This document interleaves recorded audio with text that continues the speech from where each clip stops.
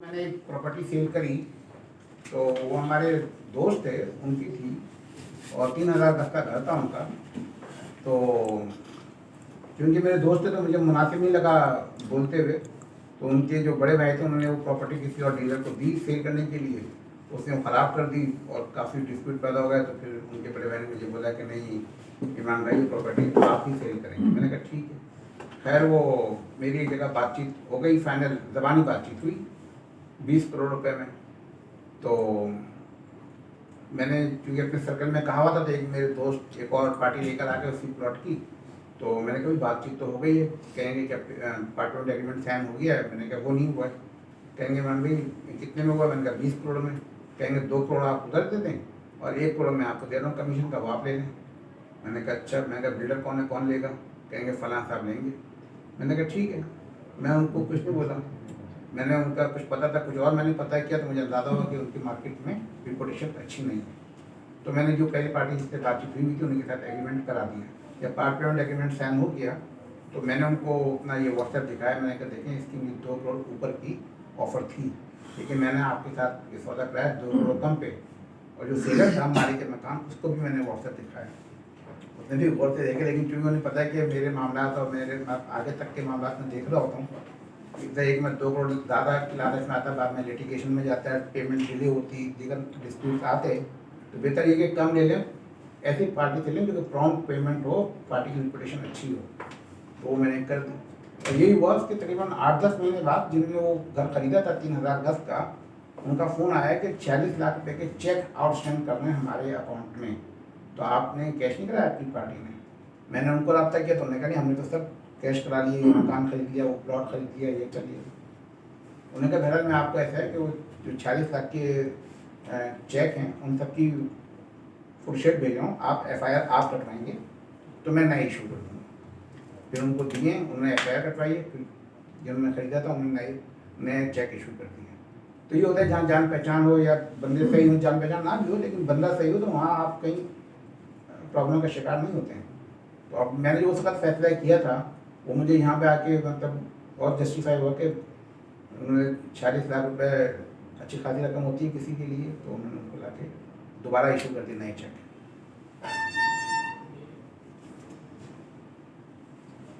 एक और आजकल तो वैसे ही हालात काफ़ी हो रहे हैं, कभी किसी से ट्रांजेक्शन में कैश में इन्वॉल्व ना हो, कैश पे ऑर्डर चेक में बोलें कि ये आपने खुद ही बनाना है, ये कैश है तो फिर आप खुद ही दीजिए, मुझे नहीं दे दें कि आप ले लें और जाके दे आएँ और आप ये पे ऑर्डर बना दें, मैं आपको कैश दे रहा हूँ या आप ये कर लें। ये प्रॉब्लम का शिकार रहता है बंदा। मैं 1-2 बार हुआ लेकिन मैं बच गया, क्योंकि मतलब मेरी उसमें गलती नहीं थी और प्लस ये कि वो मुझे जानते थे, उन्हें किसी और पे तो यकीन नहीं करेगा। बाद वक्त तो ऐसा भी हुआ कि मैंने बताया भी नहीं कि पार्टी को कि मेरे साथ ये क्या हो गया, क्योंकि वो ख़राब हो जाती है ना रिपुटेशन।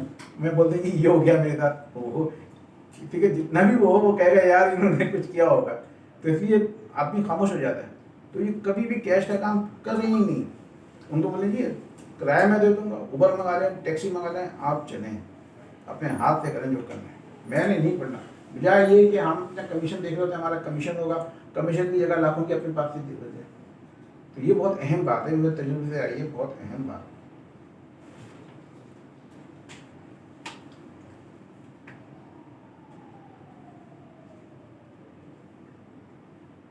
अच्छा, तो सक्सेशन का गवर्नमेंट ने नादरा से शुरू कर दिया, बहुत आसानी हो गई। वरना पहले ये लोग करते थे हेयरशिप वगैरह जो बनवाते थे, और जो बहन भाई बाहर होते थे खासतौर पर उनकी प्रॉपर्टी जो इंतकाल कर गए, तो जो बच्चे उसमें रह रहे हैं वो अपने नाम डाल देते थे, जो बैरून शहर रह रहे हैं, बैरून मुल्क, उनके नाम ही नहीं शो करते थे हेयरशिप के अंदर। मुझे तो एक बार वास्ता पड़ा तो मैंने फिर उसको छोड़ दिया, लेकिन उन्होंने लोगों ने की तरफ भेज दी। लेकिन ये चीज़ बहुत अहम है। मैं एक बैंक का नाम नहीं बताऊँगा इस वक्त, मैं समझता हूँ पाकिस्तान का सबसे बड़ा बैंक, नहीं तो दूसरे-तीसरे नंबर पर है वो बैंक। उन्होंने अपनी ज़मीन खरीदी और जिस रियल्टर से खरीदी उनको मैं जानता हूँ, तो वो ज़्यादा क्वालिफाइड थे नहीं वो साहब, उन्होंने वो ज़मीन खरीदवा दी। और इतनी बड़ी ज़मीन खरीदवाई, उसकी भी उन्होंने पहले पैमाइश की जाती है, उसके बाद सब देखा जाता है, कुछ बैनर वैनर लगाए जाते हैं कि ज़मीन हम खरीद रहे हैं, चौकीदार का कमरा बनाया जाता है, उसमें कुछ मोबाइल लगाई जाती है अतराफ में, ताकि लोगों को पता हो कि इसका सेल परचेज हो रही है। उन्होंने ऐसा कुछ किया ही नहीं, और उनको जो है ना उन्होंने पार्ट पेमेंट एग्रीमेंट करके और फाइनल पेमेंट करा दी। और जब वो कब्ज़ा लेने पहुँचे जो बैंक के ओनर्स थे उनकी टीम, तो उन्हीं जिनकी वो प्लॉट था उनके एक दूसरे भाई आ गए मुसल्ला अफराद के साथ कि मैंने तो नहीं बेचा ये प्लॉट। उन्होंने कहा ये तो मेरा भाई है तो उसने बेचा, तो मैंने तो नहीं बेचा और मुझे तो पैसे चाहिए। वो पैसे जिसके भाई को देने थे, वो पैसे उस बैंक के ओनर को अपनी जेब से देने पड़े उसको, बड़ी रकम। बड़े बड़े लोग इन्वॉल्व हुए इसके अंदर। तो देखिए इतनी सी बात ही होती है। अगर वो वहाँ पे प्रॉपर बैनर लगाते, चौकीदार का कमरा बनाते, बॉबवाइड लगाते, महीना 2 महीने एडवर्टीजमेंट करते, अखबार में लिख के लगाते, ये हम परचेज कर रहे हैं, किसी को एतराज़ हो तो बताए, ठीक है। कंडीशनल चेक दे देते पोस्ट डेटेड, वो कर लेते। उन्होंने जी सारा कुछ करा करके। तो ये जो मतलब अनप्रोफेशनल जो रिलेटर्स होते हैं उनको तो इतना नहीं होता, लेकिन हम लोगों ने चूँकि यहाँ इंस्टीट्यूट से पढ़ा है तो सर ने हर चीज़ हमको बता दी है।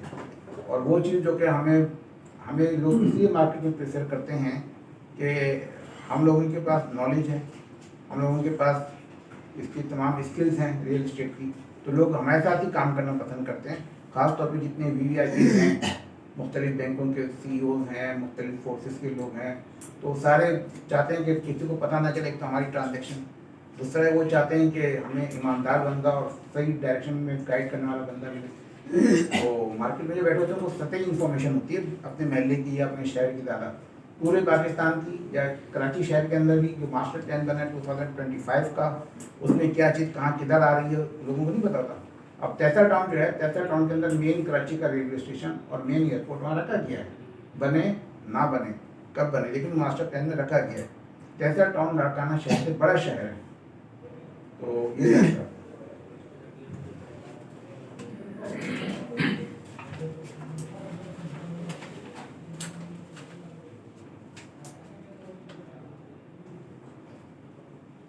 अच्छा, कभी भी ऐसे भी सौदे आ जाते हैं कि जो बहन भाई हैं वो 10 बरदार हो गए एक के हक में और उनको कर दिए, तो वो रिप्लेसमेंट डीड है।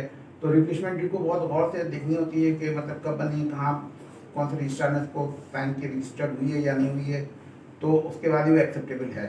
अच्छा, कोई ऐसी भी प्रॉपर्टी आ जाती है जो कभी मॉर्गेज हुई थी, तो आजकल जो हो रहा है, हमारा एक बार ऐसे भी वाक़ा पड़ा कि जो मॉर्गेज की रिडेम्पशन लगा हुआ था, लेकिन जो बैंक का भी NOC लगा हुआ था, लेकिन बैंक का NOC जाली लगा हुआ था। आजकल कलर प्रिंटर हर चीज़ निकल आती है। जब हम बनाने गए मेट्रोपोल के पास था, हबीब बैंक गालिबन मेट्रोपोल के अंदर ही रोड फेसिंग पे था। मैं वहाँ गया हूँ तो पता चला नहीं है, तो हमने इशू ही नहीं करी है NOC। तो हमेशा फ्रेश NOC लें, भले से 10 साल 20 साल पहले भी मॉर्गेज हुई हो प्रॉपर्टी, उनको लिए फ्रेश NOC चाहिए होगा और ये आपकी जिम्मेदारी है। और मैं आपके साथ जाऊँगा, मुझे वहाँ बैंक से करना है फ्रेश NOC। अगर आप जो है आपके पास परचेजर है और सेलर ने प्रॉपर्टी कभी मॉर्गेज करी थी तो उसकी रिडेम्पशन भी लगी हुई है, बैंक का NOC भी मिला हुआ है कि फुल एंड फाइनल पेमेंट मिल गई है हमको, तो फिर भी आप बोलेंगे फ्रेश NOC, बैंक पाबंद है बात का कि फ्रेश NOC इशू करे, चाहे कभी भी उस बैंक में मॉर्गेज हुई हो।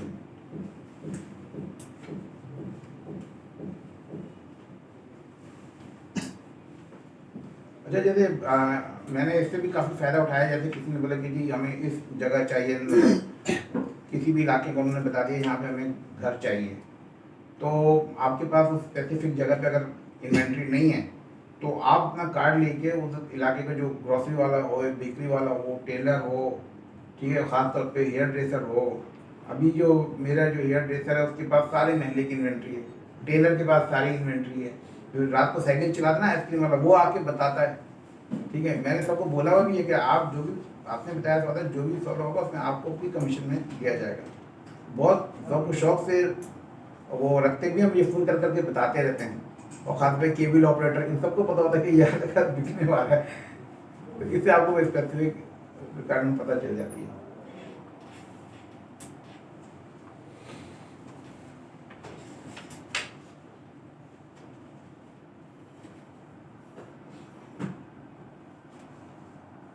अच्छा, अभी लोग आते हैं उनके पास बजट जो है ना काफ़ी कम होता है, मतलब ज़्यादातर के पास यही होता है कि वो कह रहे हैं कि हमें अपार्टमेंट करा दें। अपार्टमेंट कराची में कम से कम भी 1.5 करोड़ से लेके 8-10 करोड़ का अपार्टमेंट है कराची में, तो और अपार्टमेंट है, तो हम तो एडवाइज नहीं करते कि अपार्टमेंट लें, चाहे बजट जितना भी कम हो।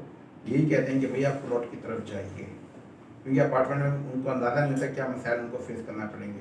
अमूमन लोगों के साथ होता है कि कोई घर होता है ख़ानदानी, जब वो बिकता है तो जो राशि तकसीम होती है तो जितना पैसा आता है तो इतना होता नहीं है कि वो कोई प्लॉट या मकान ले सकें। पैसे उनके पास बजट कम होता है और वो सर ज़्यादा हैं चले अपार्टमेंट ले लें, लेकिन अपार्टमेंट एट दी एंड उनको परेशान कर देता है। तो उनको गाइड करते हैं कि आपके इस बजट के अंदर आपको कहाँ मिल सकता है, ठीक है। तो ये जैसे अभी कोई आ जाता कहते हैं जी 20 लाख हैं और 120 गज का घर चाहिए, तो सुरजानी में मिलेगा। गाजी टाउन है, सुरजानी में आके जो रोड जा रहा है उसको के की चौरंगी से लेफ्ट साइड को उस पर हमदर्द यूनिवर्सिटी की तरफ, तो वहाँ पे गाजी टाउन एक इलाका है, वहाँ पे 120 गज के घर हैं, तो कंपनी ने बनाए। तो अभी तो पुराने हो गए, लेकिन ये कि वो 15 लाख से 20 लाख का 120 मिल जाता है, उसमें 10-20 का खर्चा करें तो बेहतरीन 120 गज का घर बन जाता है। तो एक 50 लाख में घर 120 गज का वहाँ मिल जाता है। पहले तो ये कुछ इशूज़ तब तो वहाँ ट्रांसपोर्ट वगैरह सब बैंक में आ रही हैं जा रही हैं, तो जो बेचारे जिनका बजट कम है तो वो उधर भी जाके रह सकते हैं। बाकी एक बड़ी बात यह है कि आप ये देखें कि जो हम यहाँ पे 500 गज का मकान ले रहे हैं कराची के अंदर, अगर नया मकान की बात करें तो वो कम से कम 8 करोड़ से लेके 11 करोड़ रुपये तक का है। 500 गज डबल स्टोरी मकान अच्छे इलाके में 8 करोड़ से लेके 11 करोड़ रुपये तक है शहर कराची के अंदर। लेकिन अगर आप लाहौर इस्लामाबाद की बात करें तो वहाँ पे 500 गज आपको 3 करोड़ से 4 करोड़ का मिलेगा अच्छी जगह पे, इस्लामाबाद में, लाहौर। अब जैसे मैंने बताया ना, अभी एक घर में तो दिख रहा है वो बेचारे कह रहे हैं कि मुझे तो इतने पैसे मिलेंगे, यहाँ तो इतना। अब हमें पता है तो हम उनको बता सकते हैं कि आप इस्लामाबाद चले जाएँ, लाहौर चले जाएँ, आपको 4 करोड़ में घर मिल जाएगा 500 गज का, डबल स्टोरेज मिल जाएगा, नया बना हुआ मिल जाएगा। लाहौर में खासतौर पे वेलेंशिया एक टाउन है, रायमंड रोड पे एक लेक सिटी है, एक वापडा टाउन है, एक टेक वो है, आर्किटेक्ट है काफ़ी, और उस पर फिरोजपुर रोड के ऊपर रायमंड रोड पे और ये शिवपुरा रोड पे फिरोजपुर रोड पे काफ़ी नई नई सोसाइटियाँ आई हैं और वहाँ रेट काफ़ी कम है। चनार बाग सोसाइटी है, डैरिया ऑर्चर्ड है, DHA रहबर है, लाहौर का बता रहा हूँ। इस्लामाबाद में जो सोसाइटियाँ हैं उसमें टॉप सिटी है, मुमताज़ सिटी है, यूनिवर्सिटी है, खानियाल होम्स हैं, लेकिन ये सब गार्बेज हैं। लोग आते हैं फ़ायदे कि ये यूनिवर्सिटी की है, ये खानियाल होम की, मैं कहते हैं गार्बेज है। और लोगों ने अब जाके कुछ सोसाइटियों की FIR कटी, अखबार में आए कि भाई ये ब्लैक लिस्टेड हैं, ये वो। मतलब यूनिवर्सिटी देखें उसकी एडवर्टीजमेंट ऐसी है कि मेरे जो दोस्त बैरून मुल्क रहते हैं वो मुझे बोलते थे इमरान भाई आप यूनिवर्सिटी का काम नहीं कर रहे, ये तो देखें। तो बाकी ऐसे लगता है कि अमेरिका में कुछ सिटी बनने जा रहा है। और उनके पास उन्होंने दावा किया है कि उनके पास 2 लाख कनाल है और उन्होंने 1 लाख कनाल से ऊपर की बुकिंग करी हुई है, और एक्चुअल कागज में उनके पास सिर्फ 34 कनाल 6 मरले हैं। ठीक है, ब्लू वर्ड का नाम इसलिए ले रहा हूँ कि ब्लू वर्ड ज़रा यहाँ से दूर है तो वहाँ तक बात नहीं जाए, बल्कि यहाँ भी ऐसे मामला हैं तो कोई इस पर हाथ नहीं डालता। लोगों ने बहुत एप्लीकेशन दी, तो रिसेंटली इसको जब अरेस्ट किया गया तो अरेस्ट करने से 2 दिन पहले उसको पता चल गया कि उसको 2 दिन बाद अरेस्ट किया जाएगा। तो उसने अपने हवाई जहाज और हेलीकॉप्टर जो बेचे, तो जो अखबार में तस्वीर लगी है, तो वह हेलीकॉप्टर तो मैंने कहीं फिल्मों में भी नहीं देखे, ऐसे ब्लू कलर के नए हेलीकॉप्टर थे ब्लू वर्ड के मालिक के पास। अलबत्ता यूनिवर्सिटी में कई बार गया तो उनका जो ऑफिस है तो उन्होंने भी मलिक रियाज जैसा काम किया, सारे रिटायर्ड मेजर जनरल बैठाए हैं। सर मैं इसमें एक चीज़ ऐड करूँगा, मैं अभी पिछले दिनों पिंडी गया था, तो एक तो ये कि मेन गेट के साथ सारी लेटेस्ट मॉडल की प्राडोज जो है ना खड़ी हैं, बल्कि प्राडो से भी बड़ी महंगी गाड़ियाँ हैं। तो मैं जो साथ लेकर गया था मैंने कहा किसकी गाड़ियाँ हैं, ये क्लाइंट की तो हो नहीं सकती, और ऐसे ही सब किराए की गाड़ियाँ हैं और सामने इसको रखा हुआ है भरम के लिए। दूसरी एक बात, जो उनका मेन एंट्रेंस है वो प्लास्टर ऑफ पेरिस से बना हुआ है, ये शायद नोट नहीं किया होगा पता है क्या RCC। मैं सर इसमें ये ऐड करना चाहूँगा कि पाकिस्तान की रियल इस्टेट हिस्ट्री का सबसे बड़ा जो गैम्बलिंग हुआ है 18 अरब रुपए का, वो इसी ब्लू वर्ड सिटी में हुआ है। वो लोग अभी भी ले रहे 18 हैं। अरब बहुत बड़ी रकम होती है, और उन्होंने हमने खुद यहाँ देखा मैंने, तो वो सिर्फ फेस पर शायद एक आध फरलाम का उन्होंने डेवलपमेंट की हुई, उसके बाद तो वो डेप्थ में डाइवर्जन है और खड्डे हैं, और वो नहीं जैसे वो लैंडफिल होता है जैसे वहाँ कचरा जो है ना जल रहा होता है, तो मतलब फेस उन्होंने बनाया था वो भी ठीक नहीं था। अभी एक प्रोजेक्ट था उसकी उन्होंने मार्केटिंग दी कंपनी को और बड़ा ठीक ठाक उनको कमीशन दे रहे थे जो मार्केटिंग कर रही थी कंपनी। तो मैंने कहा आप इतना कमीशन दे रहे हैं, उनको कहेंगे जी इमरान भाई इन्होंने ऑफिस खोले हैं, इन्होंने पोस्टरें परचेज की हैं जो शहर से लोगों को लेकर आएंगे हमारे प्रोजेक्ट पे विजिट करने के लिए। मैंने कहा अच्छा भाई। जब मैंने ज़रा सी इन्फॉर्मेशन ली तो पता चला जो पोस्टरें ली हैं उन्होंने, जो बसें भी ली उन्होंने, हिनो बसें भी, वो सब किराए पे ली हैं और फिर खाली उस प्रोजेक्ट का स्टिकर लगा दिया है। ऐसे ही तो लोग बेचारे इतना सीधे बन जाते हैं।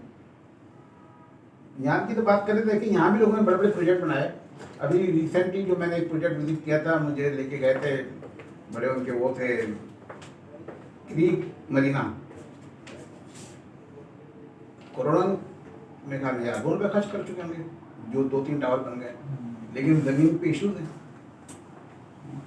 इसी तरीके से ये इम्तियाज है, लकी वन है, हाइपर स्टार है, सब पे इशूज़ हैं ज़मीन के। तो लोग मतलब अनप्रोफेशनल लोगों से डॉक्यूमेंटेशन अप्रूव करवाते हैं।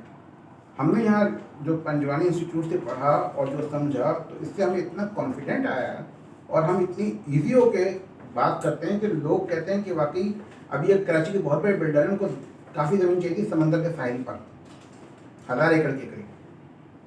तो मैंने जब उनको सब कुछ बताया ना, तो कहेंगे आप तो PhD हुए हैं आप इस फील्ड के। मैंने कहा कहीं आपको इसका बंदा नहीं देखा मैंने कहा ऐसी बात नहीं है। तो हमने मतलब उनको क्या बताया था कि हमने जो तालीम हासिल करी है, जो हमें पढ़ाया गया है, तो हमारे मतलब चारों तरफ रोशन हो गया। हमें पता चला कि सही और गलत को पहचानते किस तरीके से हैं, किस तरह परचेज करते हैं।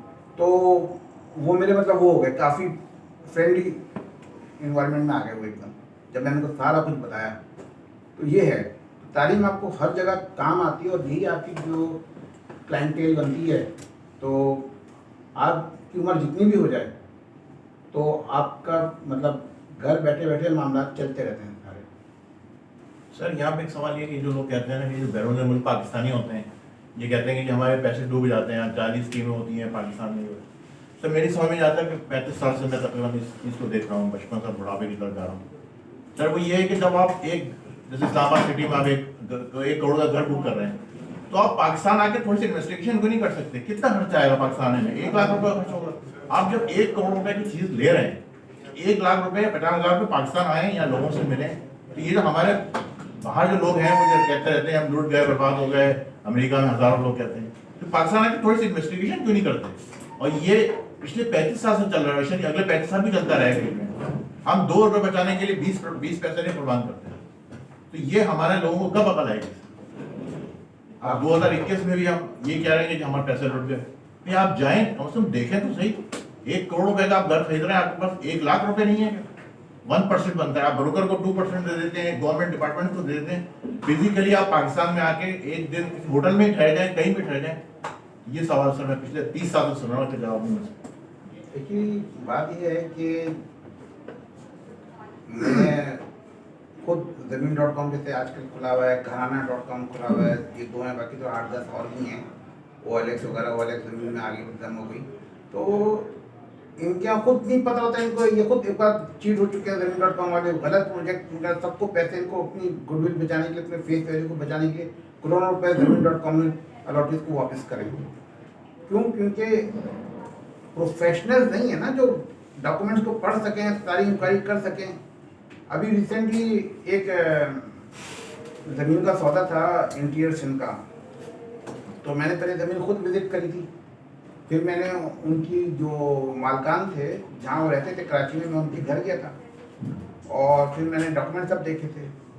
फिर मैंने उन डॉक्यूमेंट की सबकी व्हाट्सएप कॉपी ली, फिर मैंने उनको अपने ऑफिस बुलाया, फिर मैंने उनसे बिल्कुल 1 to 1 जिस तरह कोर्ट में बात होती है ना, मैंने उस तरह बात करी और मैंने एक साहब को खड़ा किया कि आपने वीडियो बनानी है पूरी बातचीत जो हो रही है, हर डॉक्यूमेंट की, शनाख्ती कार्ड की, किसका जवाब देना है।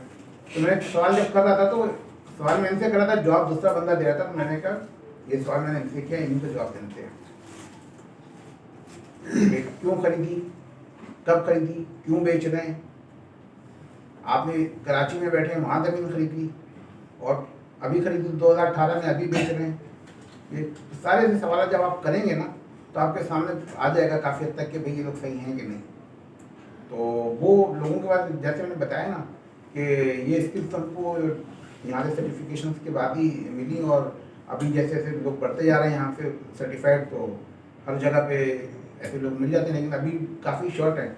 अभी एक्सपो के अंदर जो बड़े बड़े प्रोजेक्ट लगा के बैठे होते हैं, तो उनको सिर्फ और सिर्फ अपने प्रोजेक्ट की बाउंड्री के अंदर की चीज़ पता है, ना अतराफ को पता है ना कुछ। अब क्लाइंट को क्या डील करेंगे? करोड़ों रुपए का प्रोजेक्ट, अरबों रुपए का लेके बैठे हैं, और जो सेल्स टीम या मार्केटिंग टीम बैठाई है उसको सिर्फ अपनी बाउंड्री के अंदर का प्रोजेक्ट पता है, बस अतराफ में कुछ नहीं पता। और उसकी भी वो बातें पता है जो कि बज़ाहिर बताने वाली, बाकी बातों में भी नहीं पता। और जबकि मेरा ख्याल है सर, मैं यहाँ एक जरूर शेयर करूँगा, जबकि रियल इस्टेट का जो टॉप सीक्रेट है उसके सक्सेसफुल होने का, चाहे वो लो लेवल पे हो या हायर साइड पे हो, सिलेक्शन ऑफ द स्पॉट, चाहे वो कोई भी यूनिट हो, ज़मीन का छोटा सा टुकड़ा हो या एकड़ों की बात हो, उसके सिलेक्शन के लिए जो है ना ओरिएंटेशन का होना बहुत ज़्यादा जरूरी है। उस पर वर्किंग करके मुकम्मल चारों तरफ से जो है ना आपको तसल्ली होनी चाहिए कि इसके दाएं क्या है, बाएं क्या है, कौन सी ज़मीनें हैं, किन लोगों की ज़मीनें हैं, डाकुओं की और लुटेरों की ज़मीनें तो नहीं, ये कच्चे का इलाका तो नहीं है कि जहाँ मतलब लोग अगवा करके रखे जाते हैं, ये भी केसेस नहीं सर। और ऐसे एक साहब ने ऐसी ज़मीन खरीद ली जहाँ पर बाकायदा वो वडेरों की टीमें थी डाकुओं की, और वो वहाँ लोगों को अगवा करके बिठा करके तावान वसूल किया करते थे। उनको पता नहीं था, जब उन्होंने ज़मीन खरीद ली तो वो हंगामा हो गया कि ज़मीन आप बेच नहीं सकते हैं, ना खरीद सकते हैं, ये तो फलाने वडेरे की है। तो ये मामला भी ज़रा देखने वाले होते हैं। सिलेक्शन ऑफ द लैंड जो है ना वो सबसे अहम चीज़ है, टॉप सीक्रेट है ये रियल इस्टेट का। अच्छा, इसमें एक और बात यह है कि चूँकि हम एक रियल इस्टेट के शोबे से वाबस्ते हैं, तो हमें इंफॉर्मेशन जो है ना अपडेट रहनी चाहिए। तो जहाँ हम यूट्यूब का सहारा लेते हैं या व्हाट्सएप के मैसेजेस आते जाते हैं, तो अब तो ये हो गया कि हर इलाके के अपने अलग अलग व्हाट्सएप ग्रुप बने हुए हैं, पूरे पाकिस्तान भर के अलग अलग हैं। तो वहीं जैसे न्यूज़पेपर वगैरह आते हैं, तो वो भी आदमी रेगुलर पढ़े, उन पर न्यूज़ अक्सर आती रहती हैं। KDVD अपनी फॉर्मेलिटी पूरी करने के लिए, SBC अपनी फॉर्मेलिटी पूरी करने के लिए एक न्यूज़ लगा देते हैं, एक ऐड दे देते हैं, पब्लिक को पता ही नहीं होता, वो कहते हैं हमने तो बताया था। एक मीटिंग हुई थी हवाई टावर में, तो बिल्डर्स के हवाले से, तो मिनिस्टर आया था इस्लामाबाद से, तो KD वाले के डायरेक्टर को बुलाया हुआ था और दीगर लोगों को भी। तो बहरिया टाउन की बात हुई तो उनसे पूछा, उन्होंने कहा हमने तो NOC दी नहीं बहरिया टाउन को।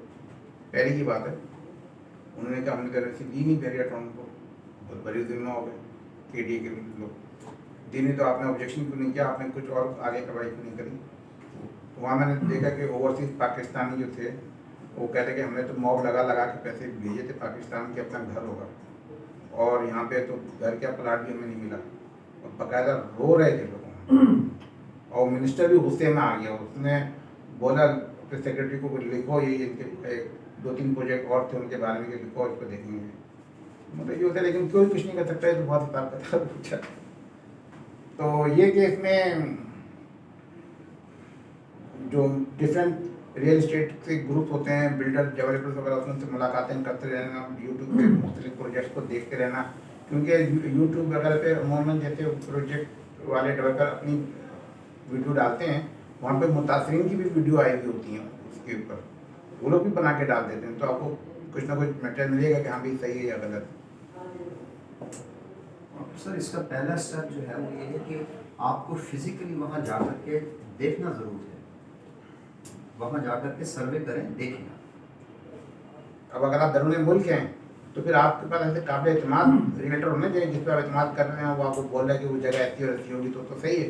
वरना आप करोड़ों की चीज़ खरीद रहे हैं, जैसे आपने बताया, तो आपको तो खुद तो आएंगे एक टिकट लेकर, वही तो मैं कह रहा हूँ सर, क्यों नहीं आए जाते लोग? देखें और फिर खरीदें। कोई ऐसी कोई बात नहीं, भाई वो अखबार में ऐड देख के, टीवी में देख के बुकिंग का वो भेज रहे हैं। मेरे पास अभी वहाँ से सऊदी से रिसेंटली आया, 2 मरतबा फ़ोन आया, एक बिन हाशिम बुकिंग करा दी, बिन हाशिम बिन एहसन आया, क्या है बिन एहसन। हाँ, तो मैंने कहा कि भाई ये तो बहुत लंबी कहानी है, एहसन सिटी, एहसन गार्डन, एहसन वो, मैंने कहा वो चले गए जो इस फैमिली में थे, सही एहसन साहब, एहसनाबाद वाले। अब ये उनके बच्चों के मामला हैं, वो आए दिन नए नामों से प्रोजेक्ट लेके आते रहते हैं। सर यहाँ पे मैं एक चीज़ पूछूंगा, एक नॉर्मल आदमी कैसे पता करेगा कि ये जो प्रोजेक्ट बनाने वाला बिल्डर है ये सही? देखें उसको ये तो नहीं पता ना कि बैकग्राउंड क्या है। जी जी, अब देखें ना, इसके लिए जैसे हम अगर सिर्फ कोई फल फ्रूट भी खरीदना चाहते हैं, 2 से 3 ठेलों पे रेट भी पता करते हैं और क्वालिटी भी देखते हैं कि कहाँ पे कैसी क्वालिटी है, क्या रेट है, फिर जाके फल खरीदते हैं। घर खरीदना लाइफ में अमूमन एक ही बार होता है, ख़ासतौर पे पाकिस्तान और इंडिया में। बाहर मुल्कों में 2 से 3 बार वो लोग घर खरीदते हैं, वहाँ का ऐसा सिस्टम नहीं, लेकिन यहाँ पे एक ही बार खरीदा जाता है ज़िंदगी में। तो उनको पता ही नहीं होता कि क्या तरीक़ेकार है और किस तरीके से खरीदा जाता है, किस तरीके से बेचा जाता है। तो उसके लिए ज़रूरी है कि वो फिर सब कुछ तो उनको नहीं पता चल सकता है। हम ही जैसे लोगों की खिदमत लें तो ही हम उनको गाइड कर सकेंगे कि भाई सही। अब अगर वो ऐसी जो मतलब दीगर रियल इस्टेट एजेंट्स हैं जो कि सिर्फ मेले का काम कर रहे हैं, उनसे करके और कर लेंगे, या बारात की एडवर्टीजमेंट पे जाके करा लेंगे। अब ये जैसे कैपिटल स्मार्ट सिटी है, इसकी एडवर्टीजमेंट आप देखें, यहाँ तो कोई माल ही नहीं बिका जो ओवरसीज में इसका माल बिका है कैपिटल स्मार्ट सिटी का, ठीक है जी। और वहाँ कचरा जलता है रावटपुर इस्लामाबाद का, आज से नहीं साल से। मैं 2 से 3 बार विजिट किया बीच में, जब भी वहाँ कचरा जल रहा था, आगे झंडे लगे हुए, ऑफिस बना हुआ, रोड बनी हुई। अब वो जब वहाँ पे तो रिहाइश की काबिल ज़मीन ही नहीं जहाँ कचरा जलता रहा है। ज़मीन का तो बहुत मेन इशू होता है, जो एग्रीकल्चर वाले कंफर्म करते हैं कि रिहाइश की ज़मीन है या नहीं, नीचे इसके कुछ जवाब तो नहीं है। सर इसकी बेहतरीन मिसाल, सॉरी फॉर इंटरप्शन, मैं ओपनली ये कहूँगा, जिसका पता भी है, प्रेस में भी है, लोगों को भी पता चल गया और वक्त ने साबित भी कर दिया, नया नाज़माबाद की जो लैंड है वो माइंस लैंड है, जो कि एक ज़माने में वली का सीमेंट थी, फिर बाद में जावेदा सीमेंट हुई और उसके बाद फिर जावेदा सीमेंट भी ख़त्म करके उन्होंने नया नाज़माबाद प्रोजेक्ट अनाउंस किया। तो वो अभी भी मतलब लायबिल ज़मीन नहीं है, क्योंकि वहाँ कुछ पता नहीं है कि नीचे माइंस इनने क्या असरात छोड़े गए।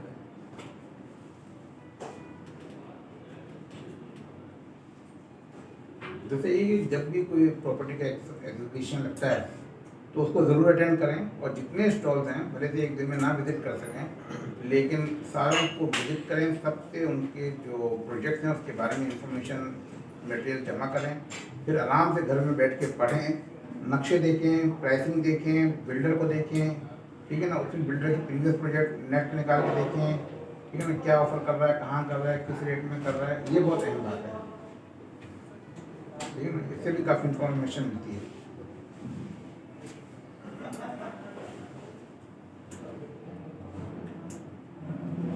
लेकिन जैसे मैंने पहले बताया कि इसमें ये होता है कि ज़्यादातर जो है किसी भी कारोबार के लिए आपकी खुश अखलाकी, ईमानदारी और मेहनत, 3 चीज़ें ऐसी हैं जो तमाम स्किल्स के ऊपर गालिब आ जाती हैं और आप कामयाब हो जाते हैं।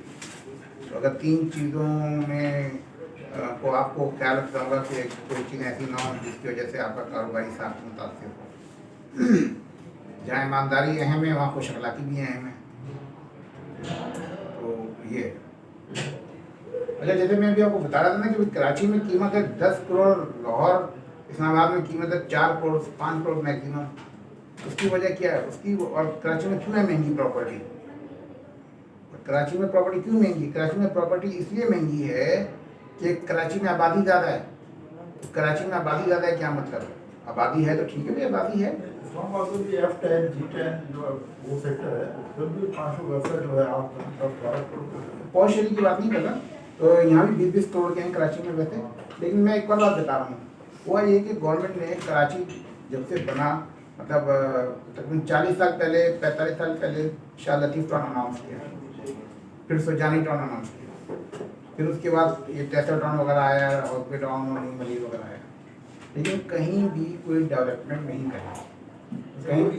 एयरपोर्ट बात सही है, कैसे काम बनना जी एयरपोर्ट जो आप कह रहे थे जी, लेकिन 2025 का मास्टर प्लान देखेंगे, उसमें लगा हुआ है, कब बनेगा?